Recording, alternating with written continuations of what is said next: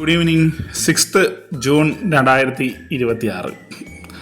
സംഭവം stunt bike extreme എന്ന് പറഞ്ഞൊരു ഗെയിമാണ്.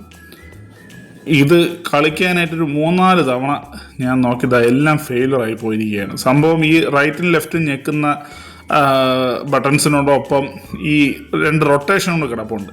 അതറിയാതെ ഇടയ്ക്കിടയ്ക്ക് പ്രസ് ചെയ്യുമ്പോഴത്തേക്ക് ഇത് കണക്ക് അപകടങ്ങൾ പറ്റുകയും തട്ടിപ്പോവുകയും ചെയ്യും. ഏകദേശം ഒരു 4-5 തവണ ഞാൻ ഇത് കണക്ക് കളിച്ച് മൊത്തം തട്ടിപ്പോയി.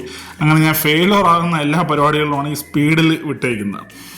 സംഭവം എക്സ്ട്രീം അടിപൊളി ഒരു ഗെയിമാണ്.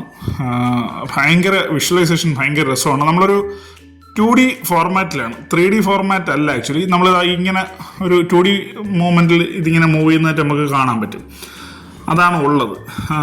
പക്ഷേ അതിൽ കാണിക്കുന്ന റിയാലിറ്റി, അതായത് ബൈക്ക് ഇങ്ങനെ പല ഇതിൽ കൂടെയും പോകുന്നത് ഇതാ ഇടി കൊണ്ട് അവൻ്റെ തല കീഴേരി കിടന്ന് തുള്ളയായിരുന്നു.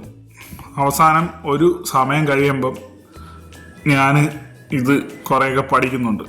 ഈ സ്ഥലത്തൊക്കെ വീണ്. പക്ഷേ എനിക്ക് തോന്നുന്നു ഈ ഒരു പോക്ക് ഞാൻ ഇത് സ്കോർ ചെയ്യുന്നുണ്ട്. ഇതിൽ പ്രശ്നം എന്ന് പറഞ്ഞാൽ ഇങ്ങനെയൊക്കെയുള്ള പല സ്ഥലത്തെത്തുമ്പോഴും നമ്മൾ ഭയങ്കരമായിട്ട് ആ ബൈക്കിനെ കൺട്രോൾ ചെയ്യാൻ കുറേ ബുദ്ധിമുട്ട് വരുന്നുണ്ട്.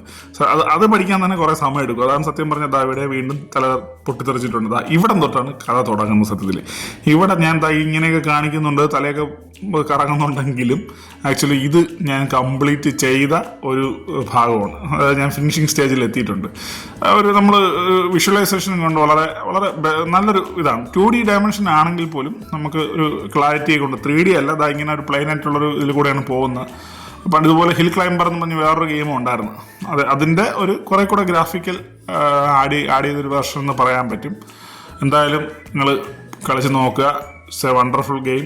നെക്സ്റ്റ് ഗെയിം റിവ്യൂ ആയിട്ട് കാണാം. Thank you.